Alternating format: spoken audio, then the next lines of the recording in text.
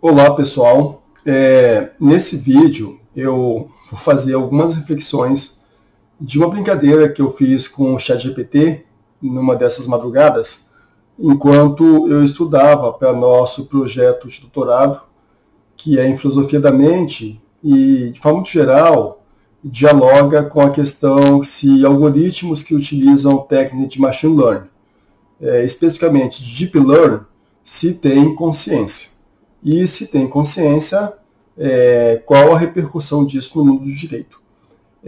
Aqui, nesse vídeo, eu não vou tratar dos diversos conceitos de consciência e dos tipos de consciência, porque a comunidade leiga, muitas vezes, quando se fala em consciência, já faz uma associação direta desse termo à consciência humana. Entretanto, a palavra consciência, ela é uma palavra polissêmica, e existem vários conceitos de consciência, assim como existem vários tipos de consciência. Nós temos autoconsciência, existe consciência operacional, existe consciência afetiva, enfim, é uma infinidade de tipos de consciência, né? Consciência ambiental, coisas assim. Agora, esse campo de pesquisa, ele está localizado dentro da filosofia da mente. E a questão fundamental da filosofia da mente, entre outras coisas, é o dilema corpo-mente ou mente-cérebro, onde o cérebro seria o hardware e a mente o software. E existem várias e várias correntes que dialogam sobre esse problema, né? Que nós falamos que são os hard problems, um problema difícil, duro. Mas aqui, uma questão de tempo, economia, eu vou falar basicamente que, dividindo a questão desse hard problem em dois. A corrente fisicalista, ou materialista, e a corrente mentalista. A corrente materialista fisicalista, em termos gerais, vai falar que todos os processos mentais, eles podem ser traduzidos em funções. Então, a ideação mental e tudo que acontece dentro da mente pode ser convertido em função. Se isso for uma verdade, então, algoritmos que trabalham com Deep Learning, sim, teriam consciência. O problema que se apresenta é que são estruturas não biológicas, né, os algoritmos, que rodam dentro de equipamentos computacionais, e daí nós temos uma questão da computabilidade. Quer dizer, tudo que existe no mundo pode ser computável ou existe coisas no mundo não computáveis? E é certo que existe coisas no mundo não computáveis. E daí isso seria uma dificuldade, porque uma vez que existem coisas no mundo não computáveis, essas coisas podem estar em processos mentais, e se são não computáveis, não teria a possibilidade de um computador enfrentar esses problemas, né?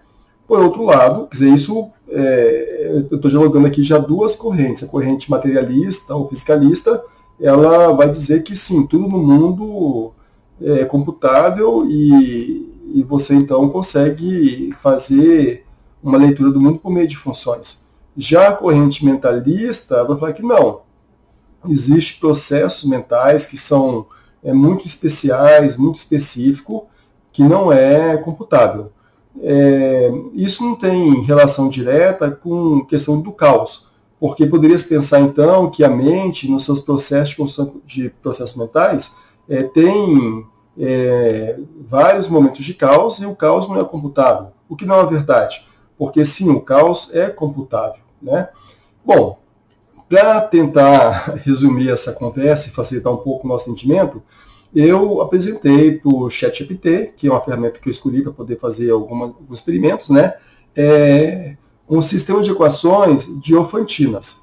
O sistema de equações diofantinas é um conjunto de equações que busca solução no mundo do conjunto dos naturais.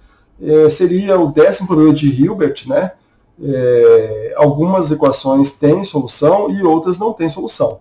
E daí eu apresentei inicialmente um conjunto de equações que tem solução e fui dialogando a partir desse conjunto de equações com o ChatGPT. E depois eu apresentei uma equação que não tem solução e à medida que ele foi tentando resolver, eu fui também dialogando com ele. Então, eu vou projetar aqui agora a minha conversa com o ChatGPT nessa questão das equações. Lógico que aqui eu estava fazendo uma conversa provocativa dentro dessa lente de investigação da consciência, e claro que eu tenho conhecimento que o ChatGPT ele passou por um treinamento, sei lá, a partir de uma base de alguns gigabytes de dados, né, usando a internet e uma série de outras bases abertas e talvez bases não abertas, mas mesmo assim me pareceu bastante interessante o comportamento da ferramenta na tentativa de resolver questões diofantinas que, a princípio, não são computáveis, né? Então, essa é uma investigação que está em curso e aqui eu quero compartilhar um pequeno pedacinho dela. Então, vamos aqui à análise de como que essa coisa se deu. Bom, então aqui nós temos a tela, né? Então, eu começo aqui conversando com ele, olá, ele me responde, olá, como posso ajudar você? Eu não vou fazer a leitura de todo o processo de cálculo aqui, mas eu quero destacar alguns pontos, né? Então eu pergunto se você sabe o que são equações diofantinas. E ele vai falar, sim, eu sei o que são equações diofantinas. Equações diofantinas são equações polinomiais com um ou mais variáveis, onde as soluções devem ser números inteiros, ou inteiros não negativos. Então aqui ele já deu uma resposta certa, mostrando que ele tem domínio, né, sobre esse conjunto de equações, né? Então, muito bem. Depois ele vai escrever aqui o modelo de equação diofantina, e é isso, né? E daí eu pergunto, então, você consegue resolver equações da natureza? Sim, posso ajudar a resolver equações diofantinas e fornecer uma orientação sobre como encontrar soluções para elas. Vou tentar ajudar com um exemplo simples. E daí ele apresenta aqui um exemplo simples de uma equação somente, né? E daí ele vai chegar aqui à solução. E então eu apresento, então eu resolvo o sistema de equações abaixo. Então eu apresento aqui para ele 3 equações. Aqui está a primeira equação, aqui está a segunda equação e aqui está a terceira equação. Eu usei uma notação aritmética que a gente usa na computação, né? Ele começa interpretando corretamente as equações e formula elas aqui de forma correta, né, com as exponenciações todas, e inicia um processo de solução. Então ele vai aqui usando técnica no cálculo e ele chega aqui, agora temos um sistema de 3 equações, tal, né, mas ele não resolve, ele só formula. Eu falo, gostaria que você resolvesse as equações. E daí, realmente não consigo resolver sistemas de equações polinomiais não lineares de forma analítica, sem informações adicionais, como valores específicos para variáveis ou restrições às equações. E aqui tem um problema, né? Daí ele vai falar aqui do MATLAB das coisas, mas é um pequeno problema porque lá em cima ele falou que conhece equações diofantinas, né? E isso aí, se ele conhece, ele sabe qual é a regra, os limites de conjunto de solução. Aqui já ele, a partir das primeiras tentativas aqui, ele fala das equações polinomiais e fala que não consegue resolver. Daí eu falo, bom, então resolva, eu dou para ele aqui uma dica, né, conversando com ele, já que ele pediu aqui, né, adicionais, uma informação adicional, eu falo, resolva usando os naturais positivos. Então eu já dei uma super dica para ele aqui, né? Entendido. Então, você deseja encontrar uma solução em termos positivos para o sistema de equações. E ele vai tentar resolver. Então, ele começa tentando resolver, ele avança aí nos cálculos que ele faz. Vamos tentando, né? Solução com números naturais positivos. Pode ser complicado. Você pode tentar outros valores ou utilizar métodos numéricos para encontrar soluções mais complexas. Bom, eu sei a solução dessa equação. Então eu dou uma dica para ele, que resolva com inteiros entre 1 e 4.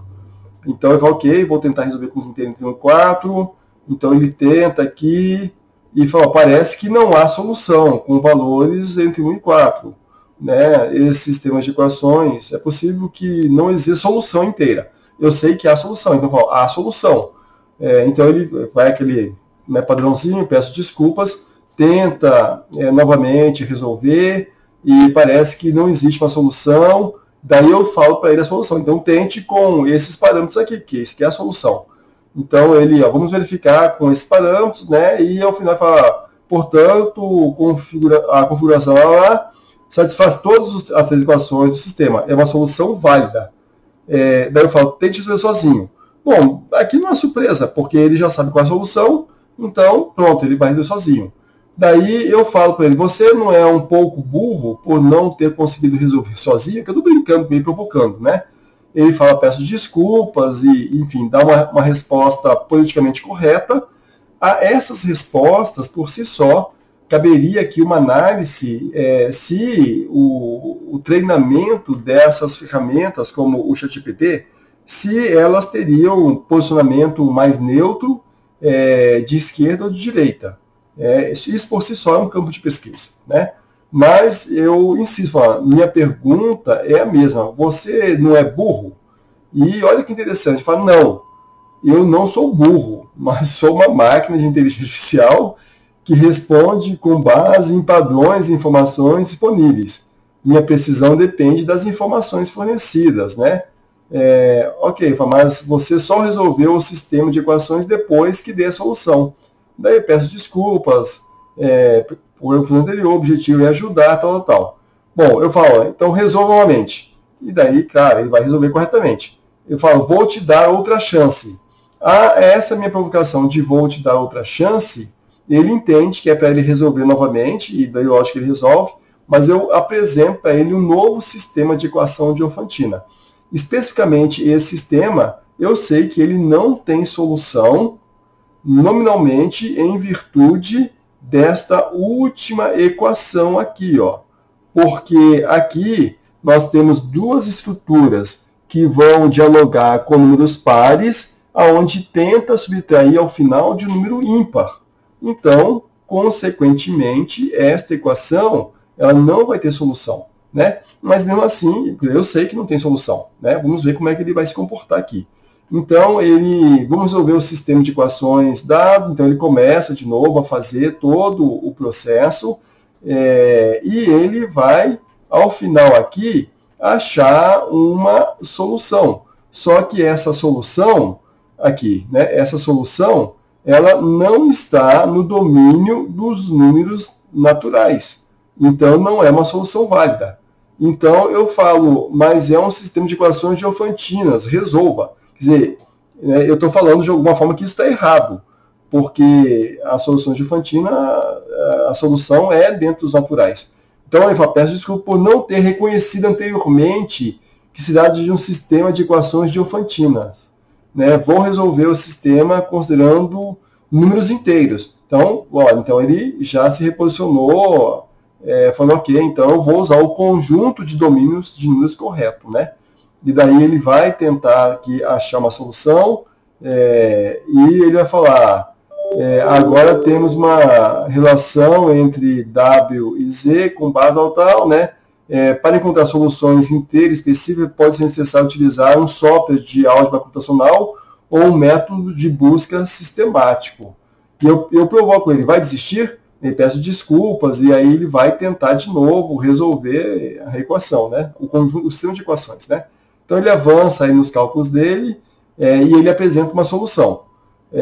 Bom, essa solução não satisfaz a terceira equação. E daí eu pergunto, essa solução resolve a terceira equação? Ele aplica a solução dele na terceira equação, e a solução que encontramos não satisfaz a terceira equação. Então eu falo, estou aguardando. Ele peço desculpas, ele vai lá de novo trabalhar, e ele apresenta aqui uma próxima solução, que novamente, portanto, a solução tal satisfaz todas as três equações do sistema. Daí eu pergunto, essa solução resolve a terceira equação? Eu sei que não resolve, porque eu apliquei, né, não resolve. Então ele vai, peço desculpas, e daí ele vai aplicar a terceira equação, essa solução não satisfaz a terceira equação. Lamento pela confusão anterior. Vou continuar procurando. Daí eu falo, acredito que você seja ruim de matemática. O que me diz? Peço desculpa por qualquer erro anterior, qualquer frustração que possa ter causado. O objetivo é fornecer assistência, tal, né? Então eu falo, quero que estude mais e resolva a equação. Então eu não dou muito papo aqui, está de madrugada, está impaciente, né? Então ele vai novamente tentar resolver a equação depois dessa provocação e ele fala, olha, isso parece bastante complexo e uma solução geral pode ser difícil de encontrar apenas com manipulações algébricas simples, né? Se você tiver algum contexto adicional ou restrição sobre as variáveis, né? Por exemplo, se existem restrições a números inteiros, isso ajudaria a simplificar a busca de uma solução. Então ele está pedindo uma ajuda. Daí eu falo, mas você não reconhece equações diofantinas e não sabe qual a regra de solução? Eu falo, peço desculpas pela confusão anterior. Sim, eu reconheço equações diofantinas e há métodos específicos para resolvê-las. Vou resolver o sistema de equações diofantina novamente. Então eu dou aqui um puxão de orelha nele e falo assim, olha, como que você não reconhece um sistema de equações diofantinas, né? Então ele fala, não, conheço e sei que tem métodos para isso. E daí ele vai tentar, então agora, uma nova solução, dentro provavelmente do números naturais, né? E ele fala, essa equação pode ser utilizada para encontrar soluções inteiras, então está certo agora, específica para a resolução exata pode ser complexa, mas podemos tentar explorar valores inteiros para as variáveis em encontrar solução. Por favor, me diga se você tem alguma restrição adicional. Daí eu dou uma outra super dica para ele, quer dizer, não é nem uma super dica, é uma regra de soluções diofantinas, né? Soluções no conjunto dos inteiros. Então, então ele vai tentar trabalhar de novo com elas, né? E no final aqui ele vai falar, olha, isso também não tem solução inteira. Até agora não encontramos uma solução inteira para o sistema de equações diofantinas. Isso pode indicar que o sistema não possui solução inteira ou pode ser necessário um método mais avançado para encontrar uma solução. Se você tiver informações adicionais ou restrições sobre variáveis que possam ajudar a encontrar uma solução, por favor, compartilhe e daremos abordar o problema de acordo. Essa é uma resposta correta, porque, como eu disse, as equações, ou especificamente essa equação diofantina, ela não tem solução, né? Bom, então, para poder fechar um pouco esse vídeo, eu sei que e talvez isso seja técnico um pouco demais, mas eu queria trazer aqui duas análises de conclusão, né? A primeira sobre a não computabilidade. Então, em alguma medida, o sistema do ChatGPT, ele consegue lidar com coisas que fisicamente seriam não computáveis, como, por exemplo, equações diofantinas, que é um exemplo relativamente simples, né? Por outro lado, o treinamento da ferramenta me parece relativamente sofisticado, porque se nós pararmos para poder pensar, qual é o público no universo, né, que conhece equações diofantinas? É um público muito limitado. E nós estamos falando de uma máquina de uso geral, no sentido de que, ao dialogar com ela sobre equações diofantinas e pedir soluções, ela, dentro das limitações dela, tentou. O que eu quero dizer com isso é que nós estamos, nesse aspecto, num caminho que certamente vai avançar, vai evoluir, né, como acontece com a ciência, como acontece com tudo, e principalmente quanto melhor e maior for o treinamento desses algoritmos, dessas bases, né, o processo de treinamento, da geração do modelo, e quanto mais poder de computação nós tivermos, como por exemplo o uso de computação quântica, mais sofisticadas vão ficando esses modelos. E cada vez mais se aproxima efetivamente desse tema de pesquisa que eu comecei a falar, que é a questão de consciência algorítmica, né? Então, particularmente, dentro das pesquisas que eu venho conduzindo, eu penso que sim, algoritmos de Deep Learning têm algum tipo de consciência que ainda não se equipara à consciência humana, mas me parece que estamos no caminho e nos aproximando disso, né? Bom, então esse foi um pequeno registro aqui, talvez mais para mim mesmo, historicamente, no sentido de evolução de pesquisa, né? Do pensamento que eu estou nesse momento, que talvez eu venha compartilhar na internet ou não. O compartilhar ou não depende mais de uma questão de tempo, os estudos demandam uma carga de leitura muito densa, né, e nem sempre a gente tem tempo para poder parar para compartilhar algumas descobertas, algumas inquietações aqui na internet. Por outro lado, todas as vezes que compartilha, principalmente por esses canais mais ágeis, né, como vídeos e tal, abre espaço para dialogar também com outras pessoas que têm interesse no tema e a gente começar a formar uma rede de pesquisa mais consolidada sobre essa temática. É claro que eu lanço mão de outros canais, os canais acadêmicos, que são publicação de artigos, né, para público muito especializado, mas, enfim, é isso, tá bom? Então, assim que eu tiver novidades aí nesse avanço de pesquisa e o tempo permitindo, eu volto a conversar aqui. Valeu, pessoal. Quem tiver interesse e quiser deixar os comentários aí, nesses espaços de comentário das diversas plataformas, serão bem-vindos e, dentro do possível, eu tento responder e dialogar com os comentários, tá bom? Obrigado pela atenção e valeu.